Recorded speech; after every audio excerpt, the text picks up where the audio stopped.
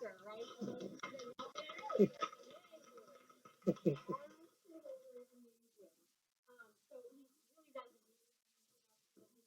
started working for us in 2012, and then moved on to do some new things, but it's coming back to the training. They are so incredibly grateful for. I wasn't even out the door at Central Office before my phone started. Like, oh my God, the drone training is so awesome, and I saw people coming and going, and just not for a real treat. He does such an amazing job, and for those of you who have sat in his trainings before, you know that. But it's just such a great pleasure to have you back here, and we're so thrilled you're here. Thank you. So, without further ado, it's all yours. And I'm so sorry you guys didn't dance. I can't stay the whole time, so I apologize. So good. Great. So a couple of different things. So y'all gonna see me walk around with the mic. This is not Maury. I do not want to know if you are the mother. Just saying. Right. So the funny thing about me and what we do, especially when we do these trainings, I really don't like to do trainings. I love to have conversations. We have had conversations about de-escalation a number of different times, right? I know that we're kind of in a different time now because we're still post-pandemic. Things have changed. But this conversation that we're going to have, I guarantee you is kind of going to be different because it's a different approach. It's a different angle, right? So let me try to prove it to myself. So when you hear about de-escalation, what do you think of? Wait, let me get my mic. I got to do my mic. And I know, but they want you. Is this? I don't even know if it's on. I might try it. Let's see. De-escalation means taking a situation that is up here and successfully bringing it somewhere down here without physical involvement. Good. For 500. For 500. Bonus points. Give it a check later. It's all right. So another trick question. When we're talking about de-escalation, when we're having a conversation, who are we talking about? Yes, you are the mom. Sometimes me on a phone call. A client and a staff member. Okay. So, good. Let's put a pin in those two ideas right there, right? So the title of what we're going to talk about today is Conversations in Crisis. Yeah. I apologize for my behavior in advance. Since I told you that, you can't get mad at me. And it's on tape, and I know your boss. So we're going to be all right. Okay? So, first question is, what did you come here for? I did get some emails from Linda about some situations that you guys have seen or been facing, but what did you come here for? Anybody? Because you got to say it in the mic. Okay, yes, sir. Self-improvement. Self-improvement. What else? Ms. Vic, yup. No, I ain't going to do it to you. What'd you come here for today? To gain more knowledge on de-escalation. Okay. All right. Interesting. Self-improvement, gaining more knowledge on de-escalation. Okay. So let's talk about what we are going to discuss today. What's on the menu? So we're going to define de-escalation, right? We're going to talk about self-awareness. We're going to talk about natural bias. We're also going to talk about perception versus reality. We're going to discuss how we approach crisis, break down different crisis points, identify anger, changing our language, introduce intervention strategies. We're going to talk about tools, talk about some trauma, understanding our environment, some of the crises that we see, and where do we go from here. So, de-escalation. We talked about, Rachel gave us a good definition about what it means, right? Miss Angie, you know I was coming up here. What does it look like to you? What does de-escalation look like? Talking to the mic, grab the mic, grab it, grab the mic.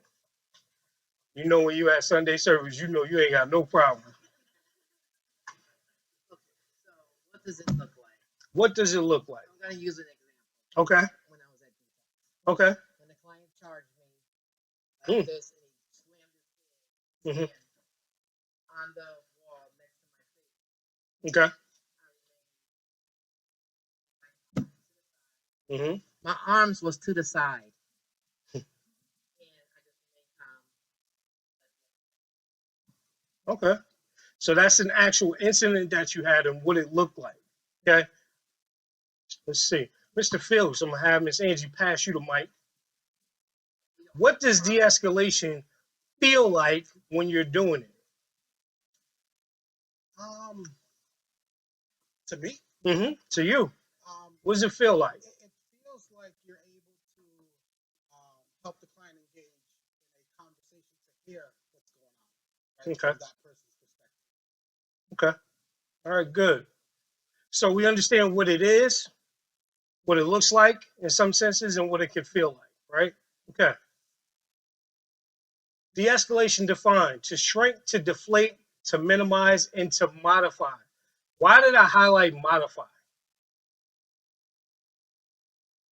Grab your mic. Yep, we're just gonna go to everybody. To modify is you want to change the behavior that a client's engaging in. To want to change their behavior. Okay. Why do we want to change behavior?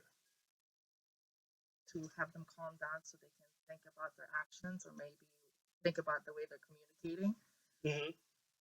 Are we looking to change it in that moment or make a change? I think of de-escalation as like a bridge to allow the person to get to that point. Good. Okay. All right. Change begins at the end of your comfort zone. Change begins at the end of your comfort zone. Is change hard? Yes. Why? Because it's new. Okay. Who wants to change?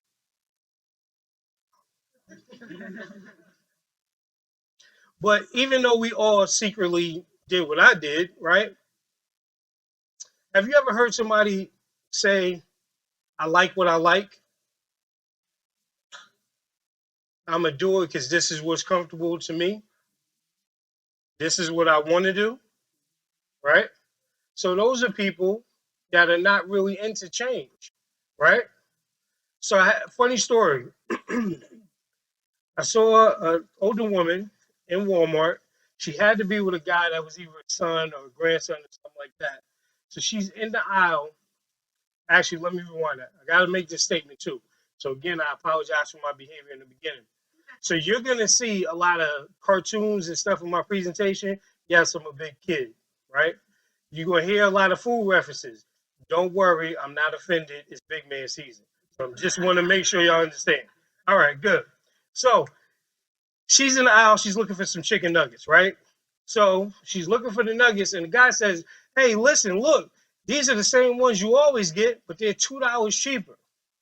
I don't want them, but they're the same ones you get, but they're cheaper. I like what I like, right? Because people live in that reality. That is where they want to stay, right? They keep that in your mind because we're going to come back to that. So this is about self-awareness. It can't be me. It's got to be you, right? How many of us, let me step over here so we can block you out. How many of us have said this when we dealing with our clients, right? It can't be me. The problem is definitely there, right? Self-awareness, having a clear perception of your personality, including strengths, weaknesses, thoughts, beliefs, motivations, and emotions, right? Why would I open our conversation with self-awareness?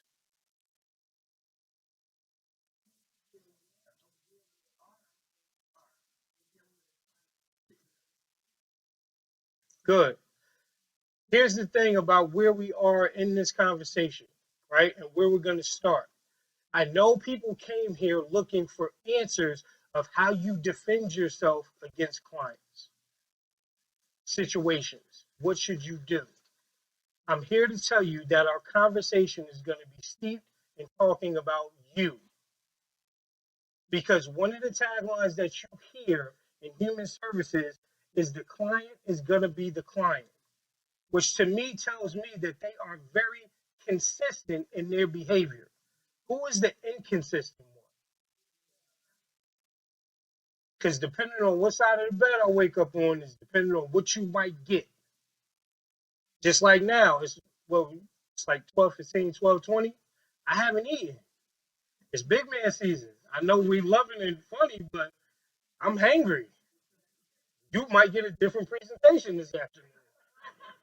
I'm just saying, right? So our conversation, even though you came here for certain answers, it's not going to be the answer that you want, but I think it may be the answer that you need, if that makes any sense. Okay? All right. So who made you like that? Why do I have Homer and Bart? Father, son, right? But why is that important? Why does Homer always have a problem with Bart? Huh? Oh, where the mic at? Make sure y'all tape that. Say it one more time. A reflection of him, right? How many people think that they take after their parents, right? Your worldview was probably shaped by mom or dad, right? Let me ask you this. Do you agree with your mother or your father's worldview? No? Why? I'm more of a open-minded You said you're more of an open-minded and progressive person. So you know they're taping this. So if your mom see it, you in trouble. Good. No, but I say that because, again, think about it. How we interact with the people that we serve is how we were taught by the people that raised us in our life. Whether right or wrong, that's always your go-to.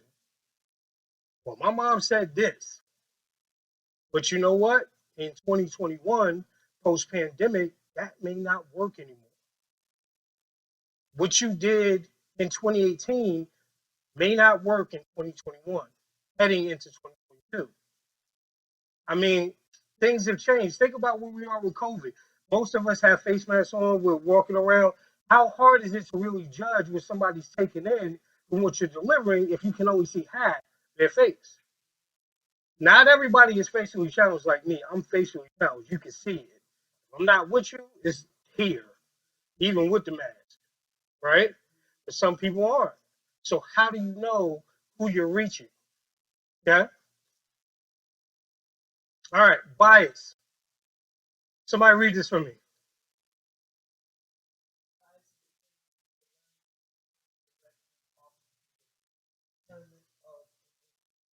Okay. Anybody biased in here? What you biased with? Pedophiles. Okay. That was deep. I didn't know we was going there, but good thing. What you biased about? The Mets. Clearly evident. Look at the hat. I'm with my man right here, Yankees, all day. All right. Anything wrong with biases? No. Explain that a little bit more. A lot of people walk around thinking they're culturally competent, woke. I like that one. Woke.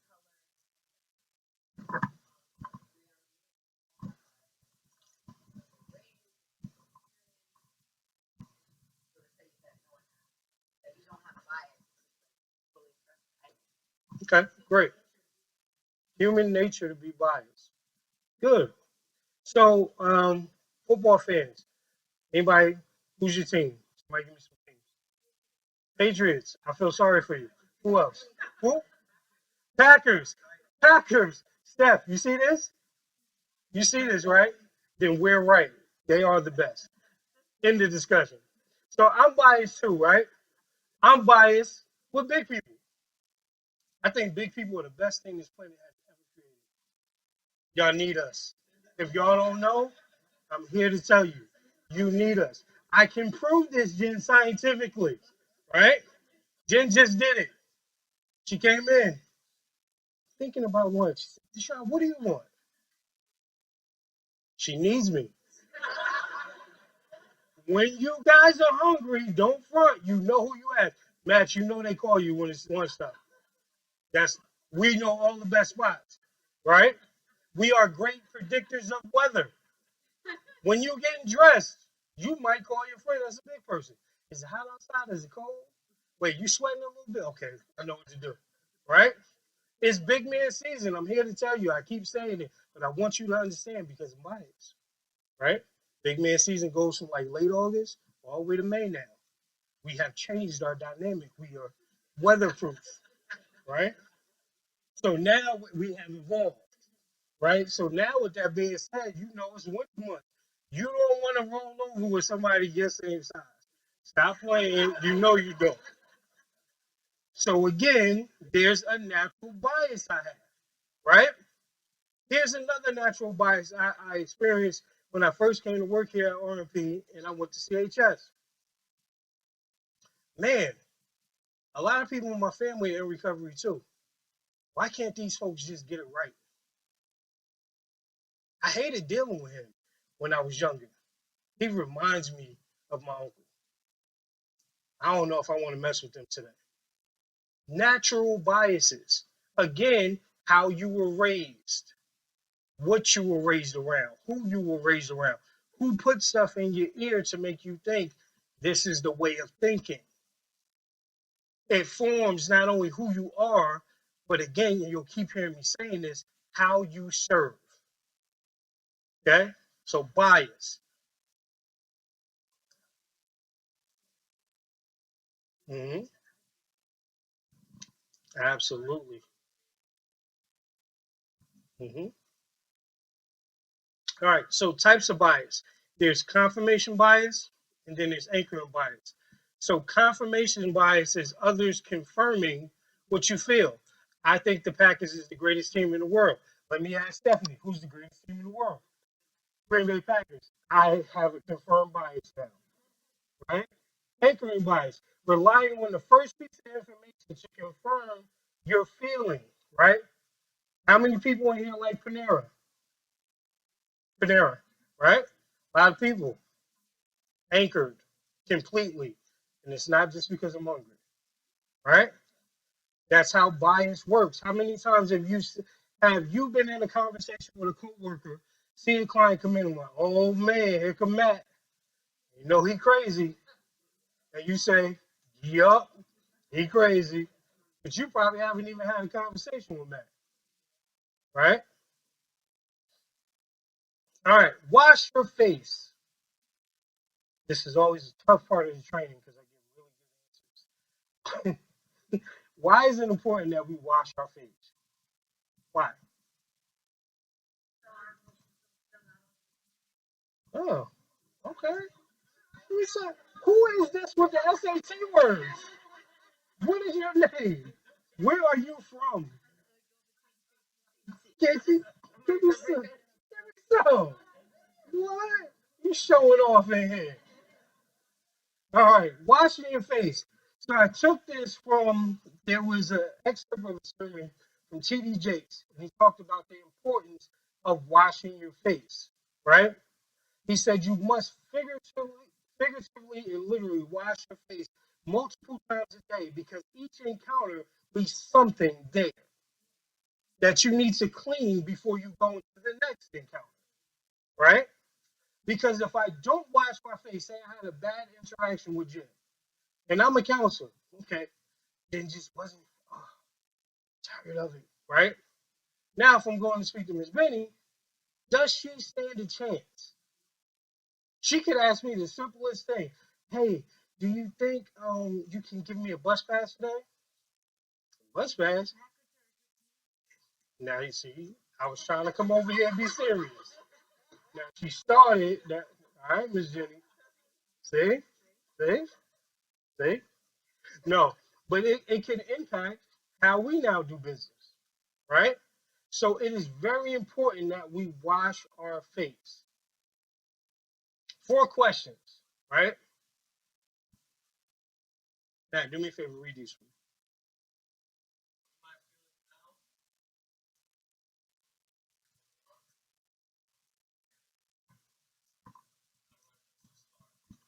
Okay. If you had to pick one, what would you guys pick first? How am I feeling now? Okay. What does the person feel, need, or want? Okay. What does the person feel, need, or want? Okay. What's the environment affecting the patient? Okay. Let's say how the environment is affecting the person. Okay. All right.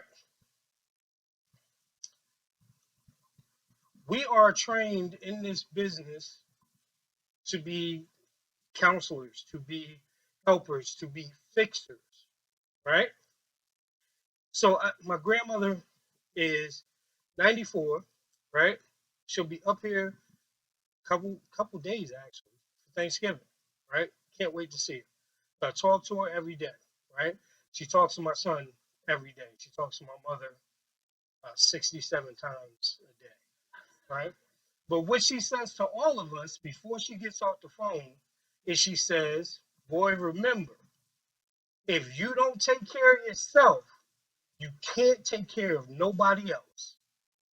If you're on a plane and turbulence hits and the masts fall down, what do they tell you to do? Why do they tell you to put yours on first? Good. So understand, even though there's no real right or wrong answer, how many people are at CHS or KTC? How many of you guys start your day at 6? 5, excuse me. I'm talking about shit.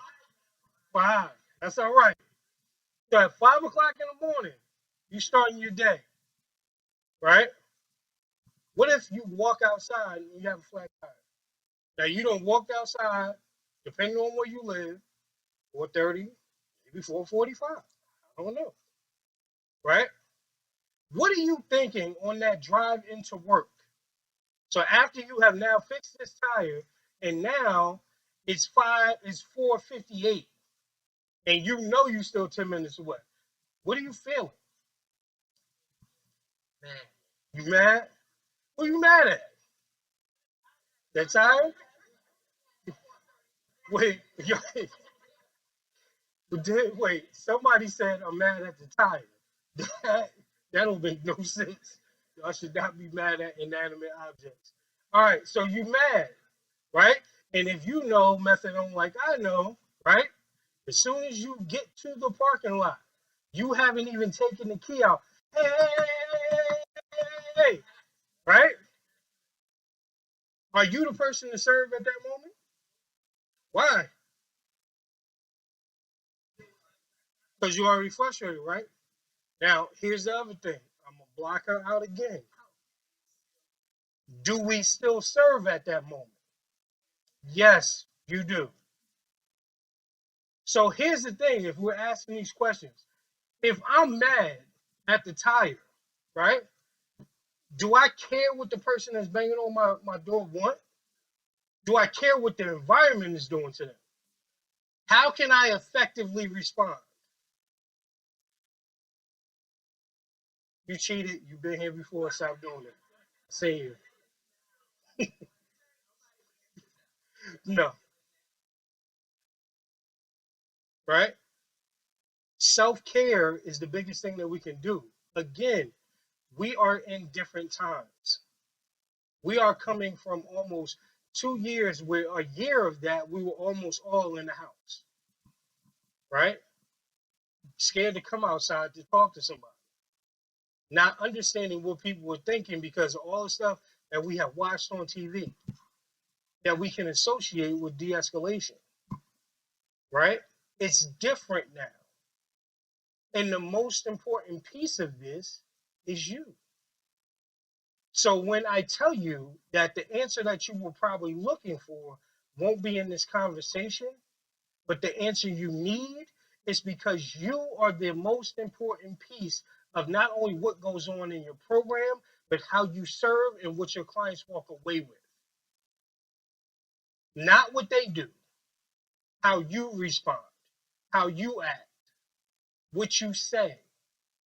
Okay? It's that important. So always, like grandma would say, take care of yourself first. Let me stop there for a second. If I'm agitated, how can I take care of myself at work? Regroup. Okay. What else? Talk to your who is your supervisor? Well, They love you right now for making this. See? There you go. My go-to when I was at CHS, going right here in the Sedison's office and just bother her. She loves that. She loves that. We could talk about Christopher Walken. She calls me an orange peanut. We talk about the Packers. It's great. It's good times.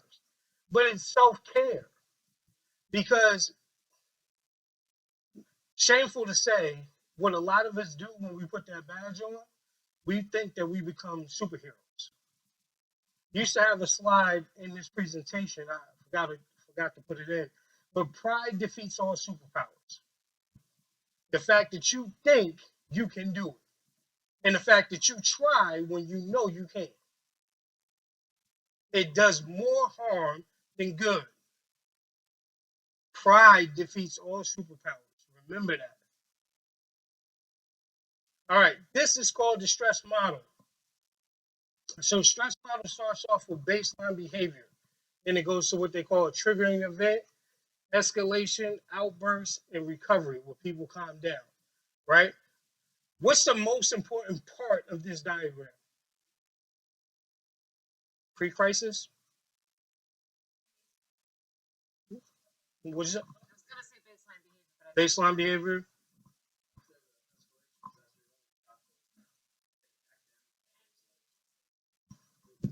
Trigger? Okay. All right.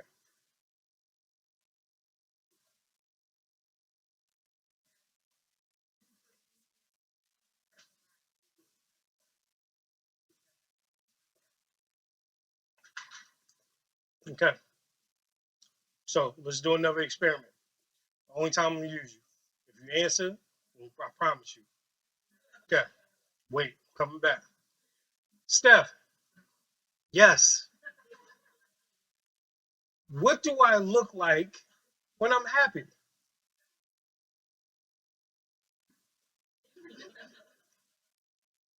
Gov, what do I look like when I'm upset? No emotion, right? Okay. Now, these are people that I work with for years, right? So they know what I look like when I'm good and when I'm not good, right? So going to what we talked about and where, or what's most important, trigger. So my response to you is, so you're going to wait for me to get mad about something before you talk to me. Okay, escalation. You're going to wait until I start throwing stuff for you to talk to me. Oh, outburst. You're going to wait for me to hit you before you talk to me. Wait, you're going to wait until it's over and now I'm calm before you talk to me. If you know what I look like when I'm good and you know what I look like when I'm not, why don't you say anything then? Just because the model is here, it doesn't mean we got to go through it. If you can stop it, stop it.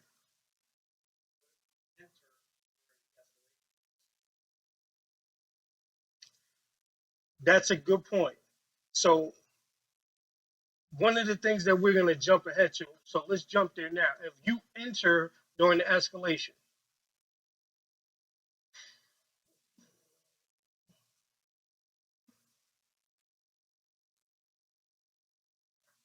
tools, tools.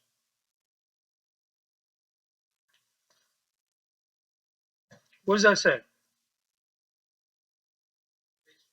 Relationship. So if relationship is a tool, if you enter when I'm already mad, use your tool. Do it now. With me. I'm the client. I'm mad. Still hungry. Mm. Yeah. We in it.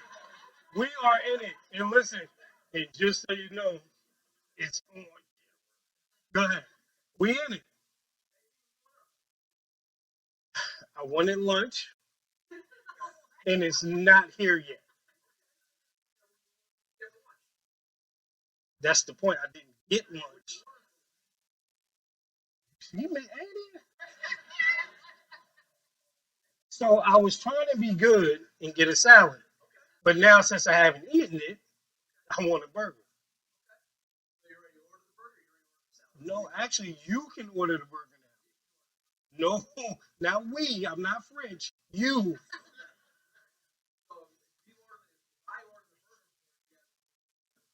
It depends on what you put on the burger. What you gonna put on the burger to make me happy? Anything? Jen, you gave him a raise? Yes, bacon. I want that. What else? No, I'm trying to watch, COVID weight. I know it's not really a burger. This is simulation. I heard you. Don't worry about it. I'm gonna add the cheese later. I think we'll be all right. Yep. When you enter tools, right? Tools. What does it say? Validation. Validate me, please. You doggone right. Now I want cheese. Can I make up for it? What you got? Humor. I don't know if I want to joke with you, but give me something. Yeah, you have the ball, man. Literally. That's what you did. We're gonna move on. Good job, man. Good job. No, what you got? We ain't done. Now you know how to do this. You did this for years. Uh-huh.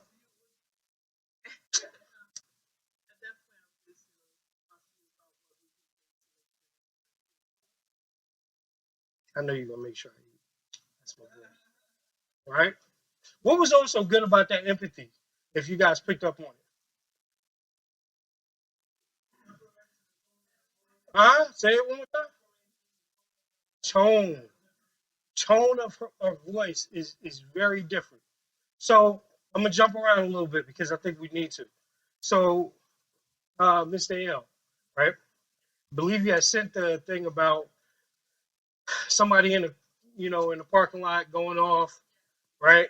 Describe that for everybody.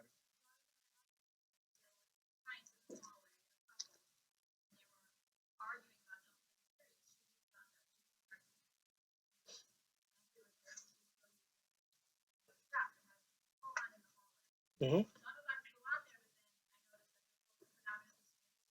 Mm-hmm.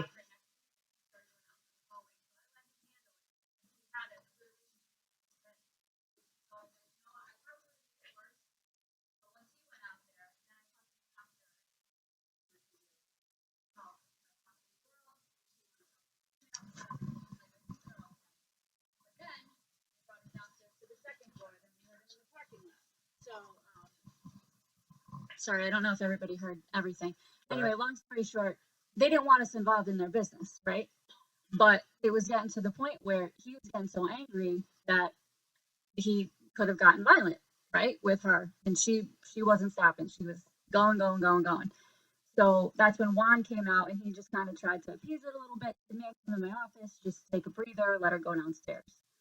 So it worked for the moment, but then as soon as he left her office, followed her downstairs, second floor, out in the parking lot. So that was my question. It's hard. How do you de-escalate something when it's not your business? They're not has nothing to do really with the clinic. Mm-hmm.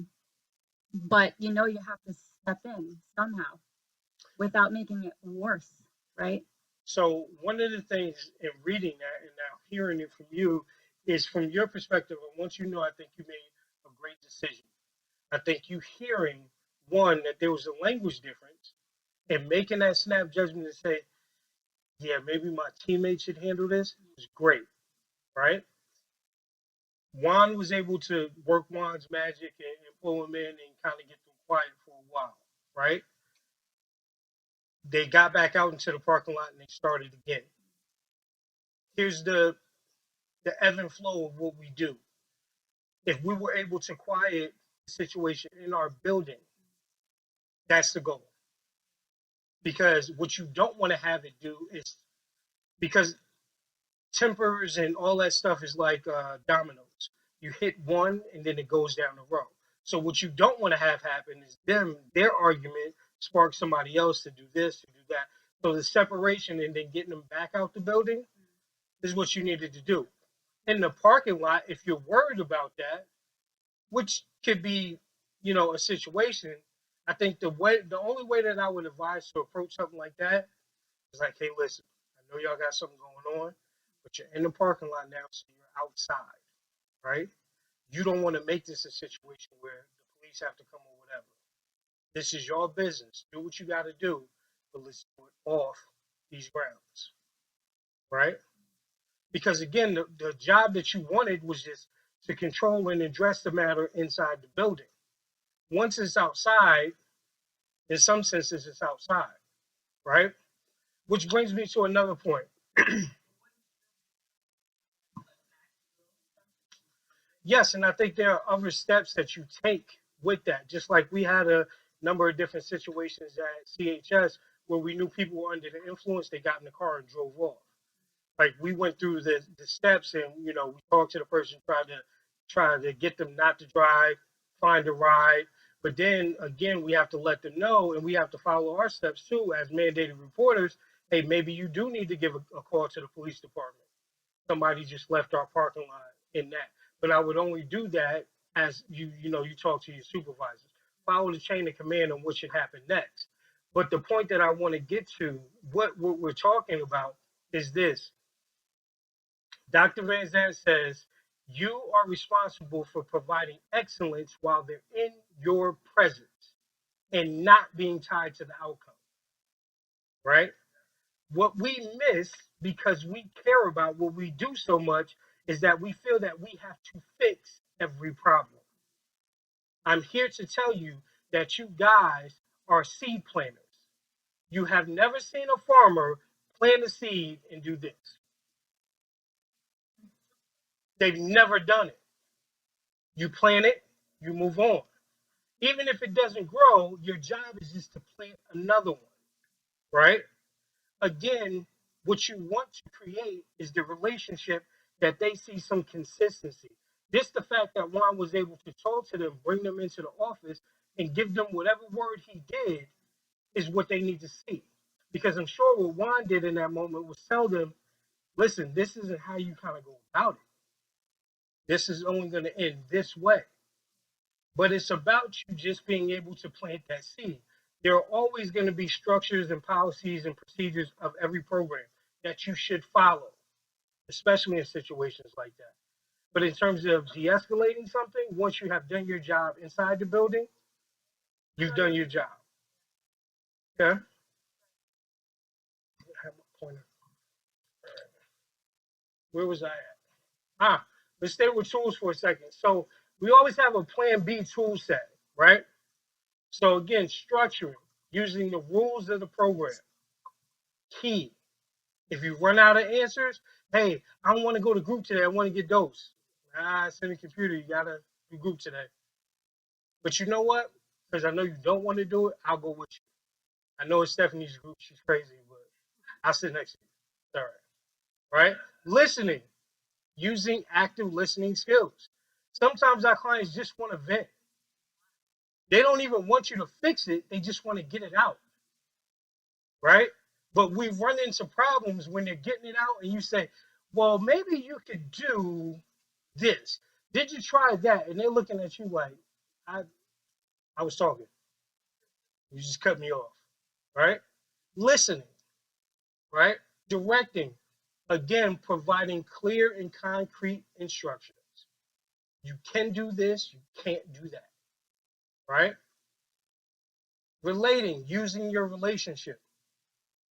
I'm learning as I'm getting older, or calling it seasoned in life, that relationships is the precipice of everything that we do. I mean, we should be in a mode that we're building so many different relationships that what we do on a daily basis is because of those relationships, right? I'm here because I have a relationship with RMP, right? You're here because you built or are building a relationship with RMP, and you're building a relationship with the clients that you serve. You're successful at what you do because of the relationships that you build. That's the thing that you need to rely on. Show you how effective relationships is. Parents, how many parents do we have? All right, good. Jahira, I'm picking on you now. So, Jahira, remember when your babies, yep, well, give it a mic. Remember when your babies was little, right? You say, no, Poppy, don't do that. Stop it, right?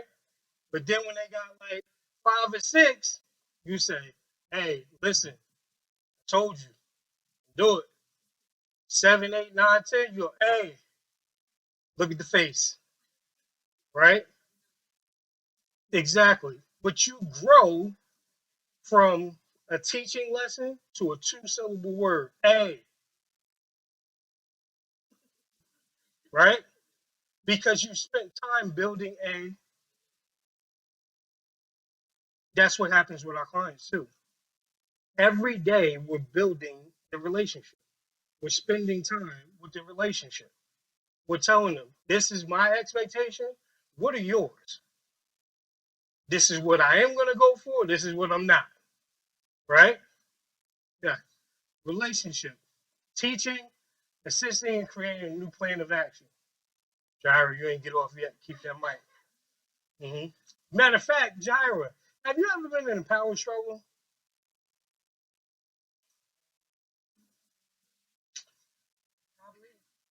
Mike, please. Probably. Probably. What was it like?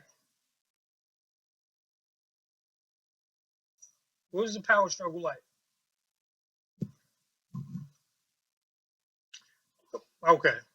Anybody here ever been in a power struggle? How many people have arguments at their house? Didn't I tell you to take the garbage out? No, I don't remember. Yes, I did. Right? So, in a power struggle, right?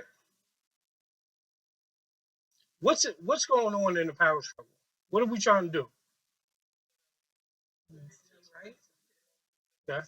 Exert control. Excuse me, gentlemen.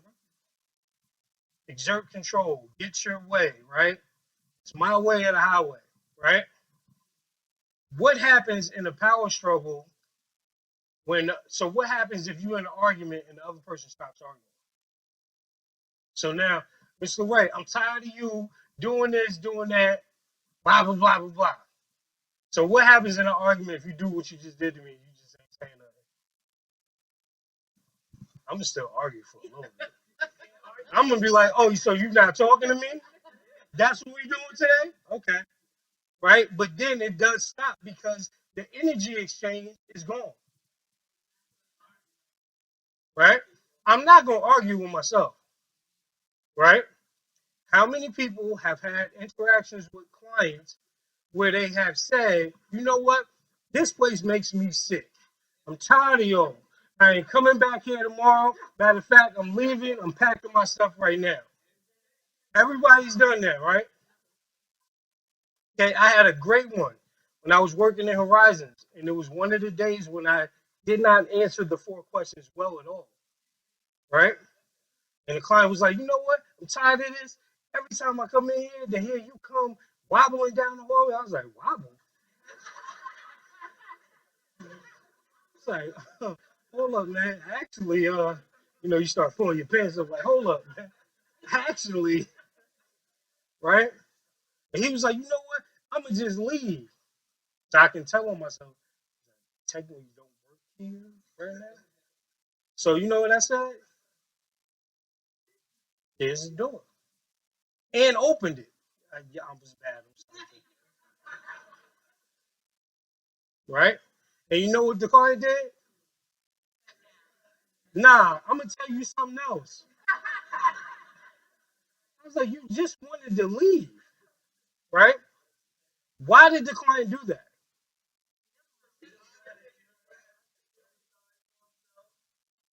So, no, yes, yes. And the other thing is this too, and this is something that I think is key, and I think it's key that we understand, right? Regardless of what our clients say about our program, your program and the structure of the program, and you as the person and the individual that gives them guidance on a day-to-day basis, has provided them some level of security. They know that you're going to keep them safe, right? Because at the end of the day, and when I worked at Prospect House, I would say this all the time. Brian knows this too. Crazy ain't stupid. It becomes very clear. Have you ever seen a client? Oh, I'm gonna tear this place up. All right, somebody call 911. Whoa, hold on. Wait, we ain't even there yet. Y'all supposed to call somebody else. You ain't gonna talk to Jen or nothing. Just gonna call 911, right? But again, because you have now created some type of security for them, and they want to check that. So when behaviors happen, it's not just because somebody has a real problem with what's going on. They want to make sure that if I do get out of control, you're going to keep me in control and keep me safe, right? hmm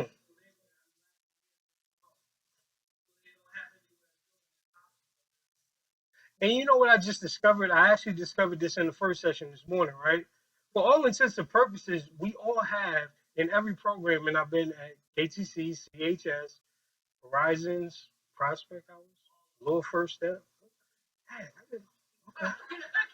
Wow. Um, you really have a captive audience. They're not going nowhere. Even if they curse you out at the methadone clinic today, I bet money they will be there at Saturday morning. If they tell you in Horizons, you have to open the door and let me go, they're going to go back to their room and go to sleep, right? Prospect House, oh, you better be here before the doors close. And I ain't being here before the doors close. They're going to let you know, right? So that's also key too for us to understand that. Types of aggression, right? Reactive and proactive. So reactive, right? What's reactive aggression? Don't cheat. It's reactive. First thing, right? What they say back in the day, if somebody hits you, right? So somebody walking on the street, F you, you want to say, F you back, right? I love reactive aggression. I'd rather deal with that, right? Proactive is something a little bit different, right? Proactive is the people that you see on the street. They say, hey man, F you, right? And you like, all right, I'll be right back. I, I, I can't deal with those people right now. I'm not doing that. If I run across somebody like that, they be like, all right, I'll be back. Wait, bring it back. Come on, just give me a hug. All right? Because proactive, they put in a lot of thought in what's coming, right? So the reactive, again, is immediate. You can deal with it. The proactive, be mindful. Okay? Bad words. Are these words up here? Are these bad words? No? Who said no? What? Let me give you the mic. Where's the mic? We are not doing this mic anymore. Wait, they gotta hear you on the tape. Yes, you are. And we love it. Go ahead. What was the question? Are these bad words? Not Conflict, confrontation. depending on the content. So The context? yeah. Okay. So why would conflict be a bad word? Do you like conflict? I mean, it depends. Depends on what type, huh? Sure does. Oh my goodness. But All right. definitely failure and no, because nobody likes to be told no. Okay. but you can't tell somebody to no in a pleasant manner. Oh, you talking about nice and nasty. What did you say? Being nice and nasty. I like it. I like trying to confuse people. They ask me a question. Hey, can I do this? Absolutely not. Yes. Yeah.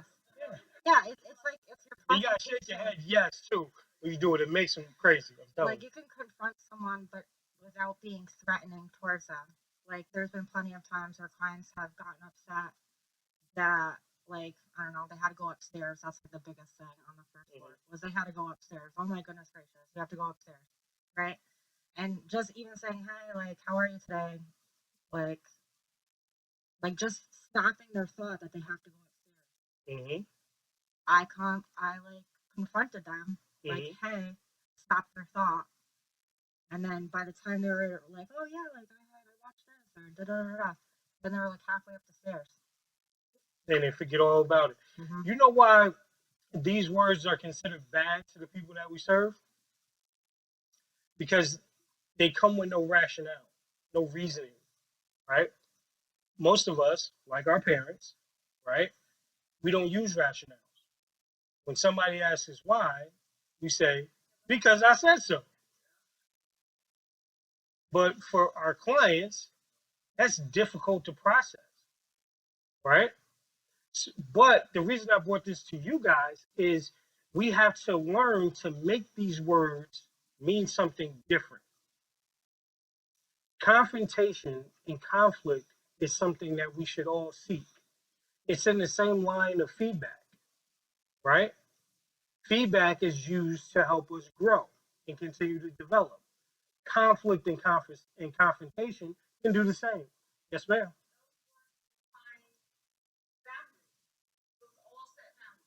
Absolutely. Failure is something that I love now because I feel like failure is something that we need. I need to fail at something to learn not only how to win, but to learn the discipline that keeps me from not failing again. They actually say if you're working out, if anybody's trying to work out, working on it, right? Is that you have to push yourself to a limit where your muscles actually fail. That's what sparks growth. Because they feel like they have reached the point that they can't go anymore. And the more you push, the more they respond to say, we can do more. Okay? So failure has to happen. Yes, Mike?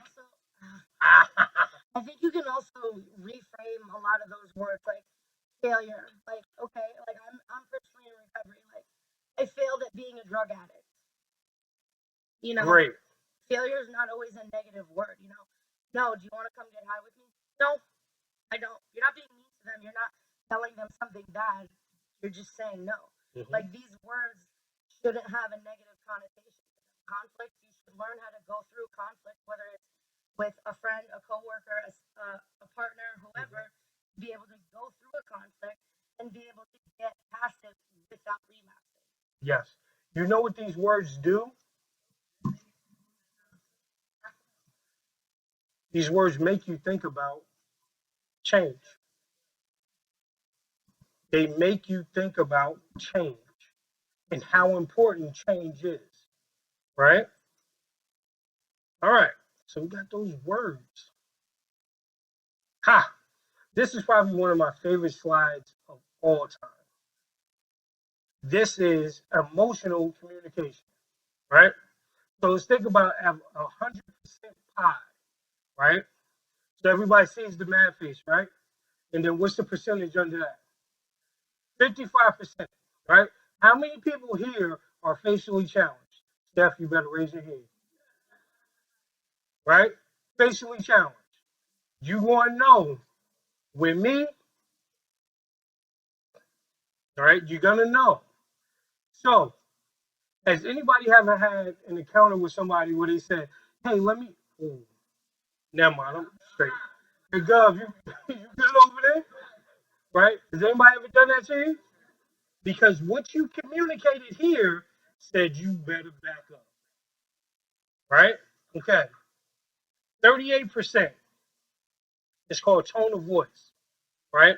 So one of my mentors, many of you guys know her, miss her so much, Sandra, Sandra never had like a volume pitch on her mouth, so she would yell for everything. And I'll be like, Sandra, why you yelling? And I'm like, Sandra, I'm sitting right next to you. She's like, but I love you. Well, it don't feel like that because you're yelling, right? Or, gentlemen, have you ever done this? And I know I'm not the only one. Have you ever walked in your house and your significant other say, hey, we need to talk? I'll be like, you said you need some milk, right? You need what else you need? We ain't talking. That tone of voice, nah. So at the bottom of the mute button, 7%. So what do you think people hear? 7% of what you're saying. It's two words. They only hear two words. What's the first and the last word?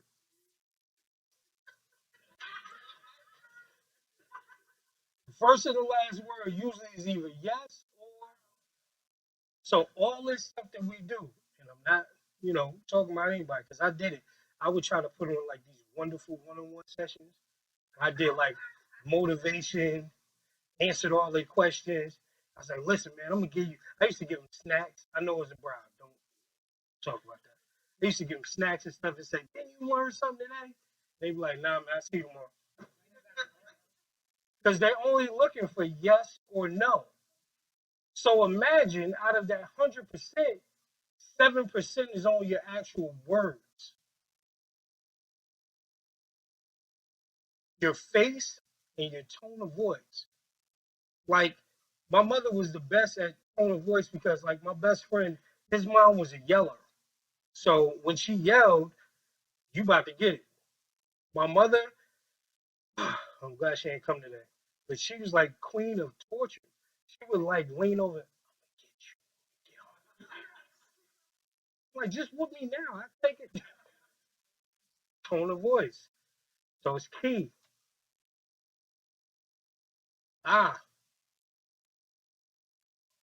What you see is not what you get. Why did I put this in here? Why? Nope.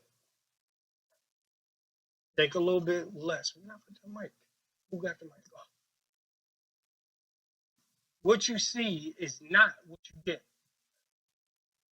I'm getting a workout too. We have a perception. I think for me, I would say it's a judgment based on what we see. I'm gonna use an example. Okay. All right. The other day, and I might get a little emotional. I was giving out Thanksgiving baskets. These individuals was driving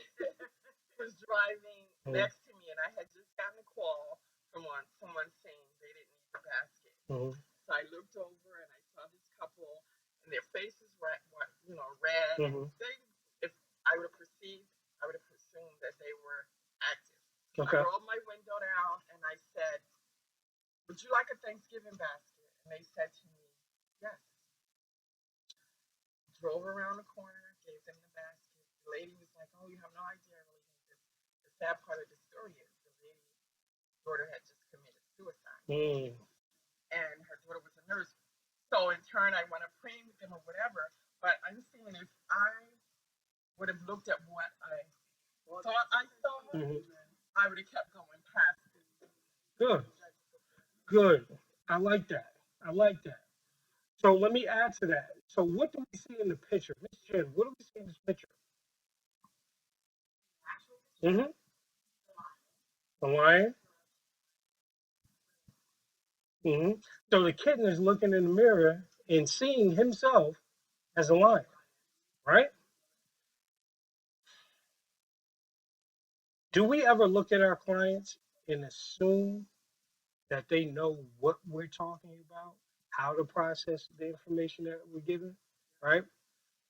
One of the things that I loved is that we did a while ago when I was at CHS, we would look at the starting ages of use, right? And as they say, whenever you started using is when you stop developing, right? So imagine if we have the majority of our clients that have used in their early preteen years. I'm talking about from 10 to like 14, right? The people you have problems with physically are 50 years old, 40 years old, 30 years old, but they're not thinking or rationalizing on that level, right? Let's prove it. How many times have you experienced for the people that work at methadone that they come in to get checked in, you say, hey, you gotta go upstairs and see Stephanie, and they threw a fit. Or you gotta go and see Matt, and they threw a fit. Well, I gotta go all the way upstairs, you know, the elevator ain't working, right? Is that an adult response? Okay. How many people at detox or in residential have you run into and he said, listen, so we got a couple smoke breaks, it's about 4 today. Just 4? I smoke a pack a day. Straight fight, right? So again, what you see in these clients is not actually what you get, right? We have to be aware of that. This I found a couple months ago, and when he said it, it literally stopped me in my tracks. Literally stopped me in my tracks. You know why your clients upset you? Because you want more for them than they want. You know why you can't figure out how to get through to them? Because it's you trying to put them in a place that they don't belong. And all you're trying to do is get you out of them. You know why the frustration gets even deeper? Because when they show you that they don't care, it bothers the mess out of you. You like, how you not getting this? Right? But again, it's not them. It's you. They have this thing where we talk about perception versus reality, and the quote goes, my perception may not be your reality. If I put salt and sugar on the table together, they will look the same. But if you put it in your coffee, it might taste a little different, right? But it's because what you perceive should be the thing for them is not the reality. It's because what they believe is their life and what you view as chaos is comfortable for them. So as you're trying to fight that, all you're trying to do is get you out of them. And it kills you. Because one thing I learned about frustration with people is that when people frustrate me, I'm the only one that's mad. They go on with their day. They're fine. You ever had a client, especially at methadone, oh, you're not gonna dose me today? I'm good. Wait, but we just did all this work over the last week. No, I'm straight. I can't come in and prospect out today? All right. No, what do you mean? Where are you gonna sleep? I make it work. Right? I remember having arguments with people when we were in Prospect House and saying, listen, you just got this house. This is great. Your rent is $33 a month, which I think all adults should be able to just pay $33 a month. I really agree that that should just be it, right? And he was like, nah, you know what? I'm gonna stay until next month. Huh? No, you actually you have to go. No, I'm not ready. Why? No, because I spent that money. I'm gonna wait to get some more. Huh? What? But for them, it made sense. And it was okay for them, right? Behavior versus feelings. Why is this picture important? You only see what's on the surface. You don't know what is on the inside. What's deep.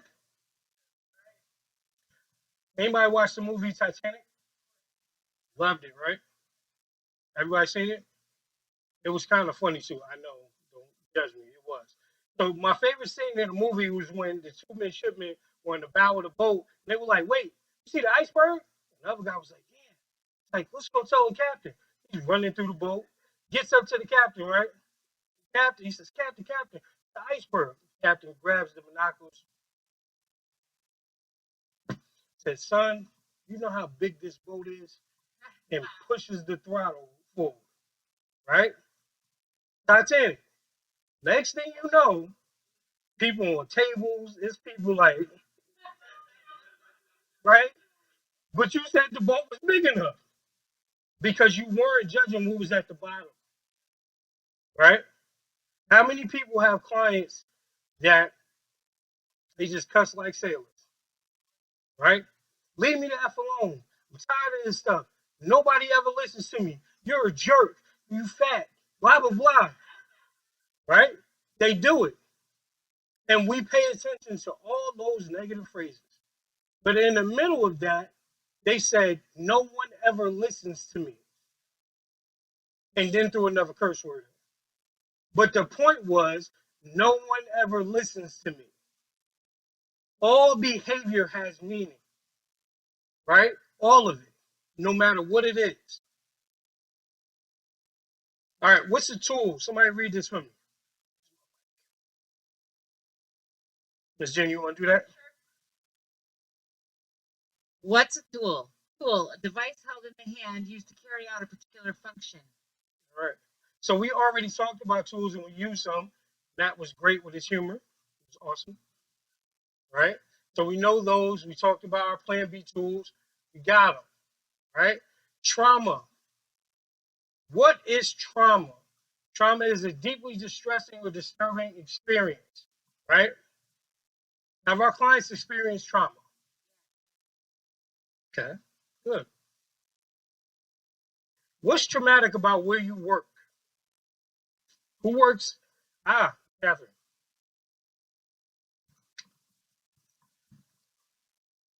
What's traumatic about new prospects?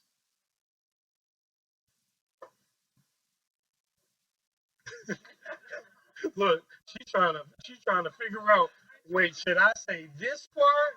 Wait, hold on. Let me look in the audience. You good? Traumatic for myself or traumatic for the client? I have many answers. Okay. Oh, So traumatic. So traumatic for you first. I think some of the behaviors that some of our clients experience. I can think of a specific time where there was a client who was having a psychotic episode, started banging his head against the elevator. I think in those moments where seeing how I'm in a position of power in the environment that I'm in, which is kind of what it is, and then a client is escalated, which stresses the other clients out. So then everybody is escalated. I think being in that is very stressful, very, very stressful. Okay. Traumatic. So you've experienced some trauma where you work. What about for the clients? What's traumatic for them?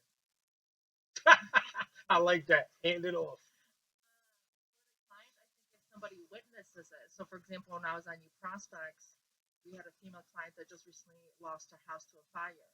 And all the fire drills that we would have on New Prospect in the shelter, to her, that was traumatic. Mm-hmm. And then other clients laughing at her reaction was traumatic to her because she felt she was unvalidated by the fact that she just experienced a fire. Okay. At Horizons, I think it's like we recently had a client that heard about a overdose death of a ex-girlfriend, and he became so violent to himself that watching himself go through it, he punched the walls, threw furniture. All the other clients removed themselves because they knew he needed that space. And then when I come back on Monday, he's like, I'm sorry I created a scare for the staff. So now he was worried about traumatizing us. I'm like, don't worry about that. Are you okay? But that's good that he has some recognition of the incident and what he created. It took a whole day, but yeah.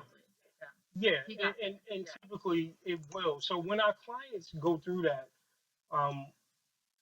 they're gonna have elongated times to process, right? What I want for this conversation and when I'm asking you about what's traumatic for our clients when they are in our house, so we call our programs our house, right? Think about this. If I am a former chef and I am now in New Prospects for 30 days, what can be traumatic for me? The food. right? Somebody cooking my food, somebody seasoning my food, maybe not like I do, right? That's trauma. What about at first step? What could be traumatic for somebody there? We know when we come in, we do the smoking cessation thing, and they usually talk about, hey, I smoke a pack or 2 packs a day. How many smoke breaks do you get in residential? So you're talking about, for me, smoking almost 2 packs a day, now I'm down to 4. And if I act up, then I'm down to 3, right? That's traumatic, right? What about our methadone clinics? What do clients always complain about? Long what? Lines, right? So, hamburgers. Who eats burgers? Gotta get my bacon and cheese. Oh man. Oh, I'm sorry. I'm sorry. Excuse this part then too. So, animals, cows, at a slaughterhouse, they put them in a line, right? You know what they do? They put blinders in front of them. Why do they put blinders in front of them? Because if they see the other cows die, they release a toxin in their blood that tastes meat, right? But the one thing that you notice that is in the slaughterhouse that's just like us is this: they stand in a line, and it's one step. These are your people in the morning. When you get to work at 5 o'clock, they already waiting in line. Then they got to go in the door and get in line. Then they got to stand in to get checked in a line. After you get checked in, they got to go around the corner to wait to get dosed in a line. It's traumatic, right?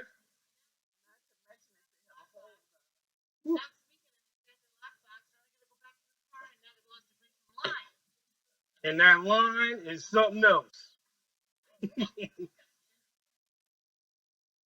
Yes, traumatic, right? So we experience that on different levels, and trauma always plays a big key in our clients' behaviors. All right, life space interview, right?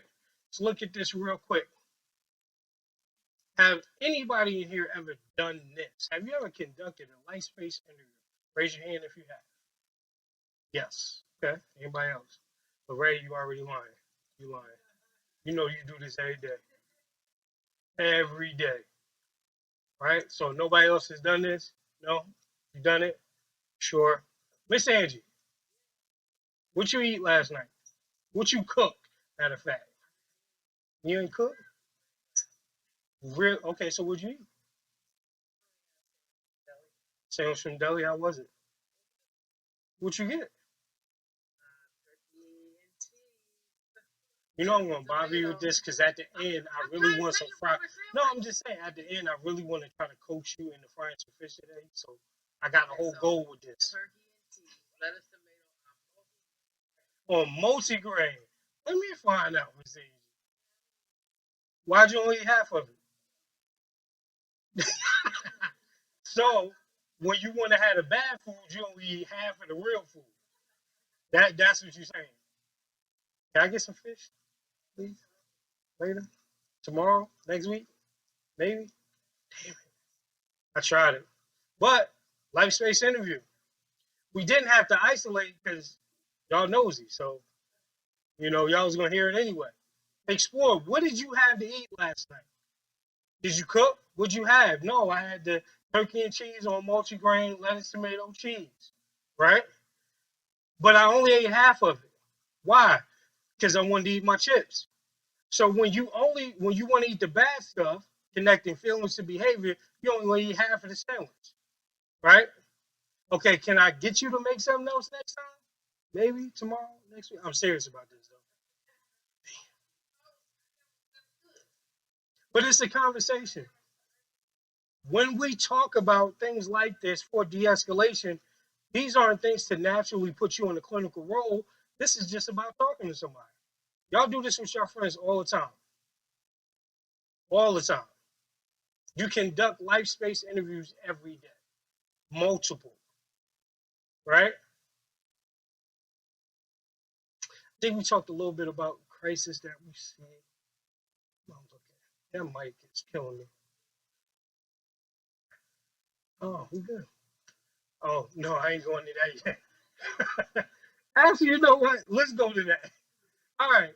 So this is like one of the funniest videos I've seen online in my life. Like this little kid. First of all, I'm like, where did he get the soda from? Right? And two, but he was smacking himself on the chest. I was like, yo, he is going to hurt himself. But all he kept yelling in the video is, no, I ain't listening. I'm grown. I'm grown. So I put this up there. Who has ever used the term in here, I'm a grown a man or I'm a grown a woman? Right? Solidifying the fact, don't play with me. You don't try me, try Jesus. Right? But here's the thing that now I've come to dislike about the word grown. Why would I dislike grown? I told you I want that $33 in rent. You don't want it. We're not ready. So think about this. Look at the word grown. GROWN. The N caps your ability to ever continue to grow. So you proclaiming that you grown only proclaims some ignorance. Because we should all be in a state of consistent learning from any and everybody. Right? So it's not that we're grown unwillingly, we're adults. Because I want that $33 right? So keep that in mind. So, oh, I'm sorry, go ahead. Push the mic. Okay. I think it's well grown doesn't mean mature. Very true. It's like my nephews, they call me old. They're like, man, you old. I'm like, no, I'm seasoned. Got some extra seasoning on here, right? Stop it. I'm going to get some dye later, just for me. All right. So, a couple stories, then we'll wrap up.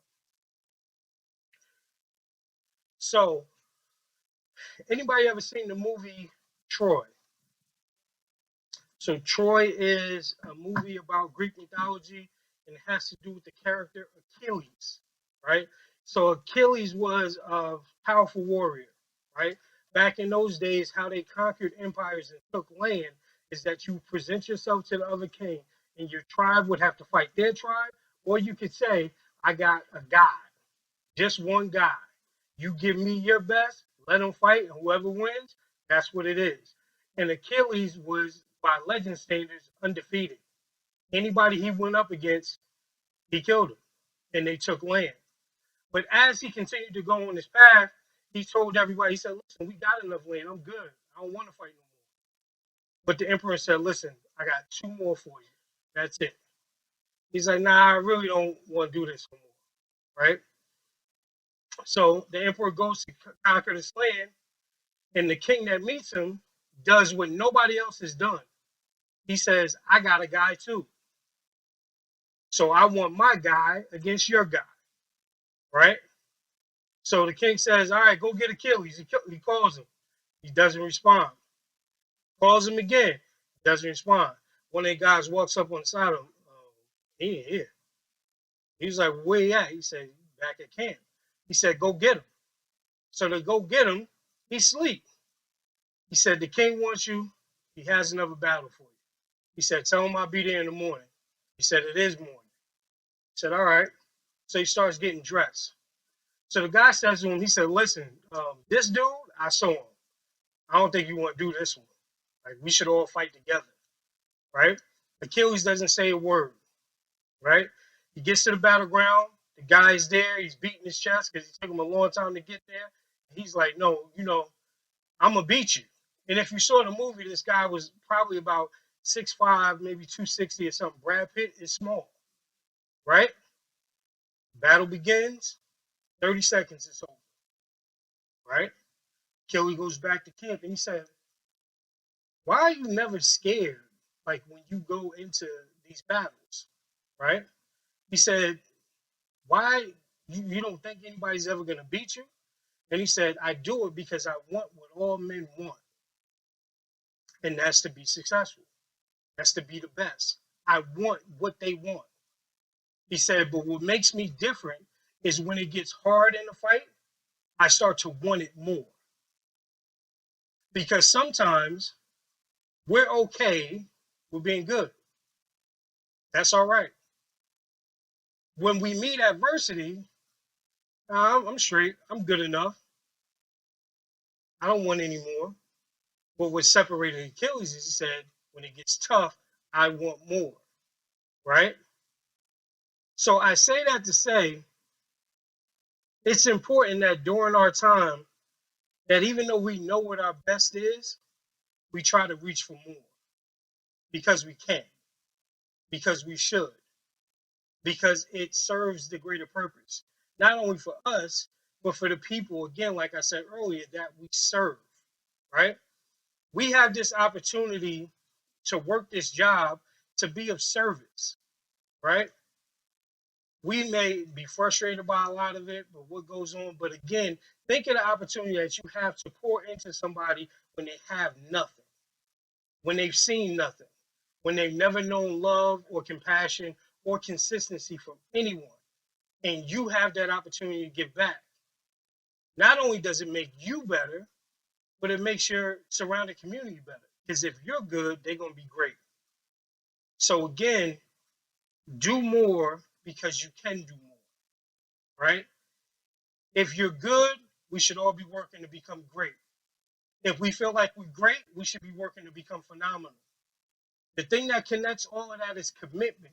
And this is the same thing that you're trying to teach your clients. But be committed to that process yourself. Because if you're committed to building these relationships and working with these clients, the stuff that we say that happens in crisis will be smaller. Because again, like we connected earlier, I can get to a point when they see me, they know the look. When they know I'm working, nah, I'm not going to do this today. Right? When they know they need something, they know who to go to. Right? So take that as part of our new mission. Right? The other part, and I just love this story. Who's ever heard The Secret to Success? The story. Anybody? Okay. Secret to Success goes like this. There was a guy that was going around the high schools. He was a good businessman making a lot of money. He was talking to kids about business, right? So one of the kids, after one of the presentations, said to him, he said, hey, listen, I want to be who you are. I want to be that successful. They said, okay, if you want it, meet me at the beach tomorrow, 5 a.m., dressed for an interview. He said, okay. So the kid comes down to the beach, dressed in a suit, everything. He says, all right, so we at the beach. What are we doing the interview at? He said, you sure you ready? Kid says, yeah. He said, okay, follow me. The guy starts walking into the water.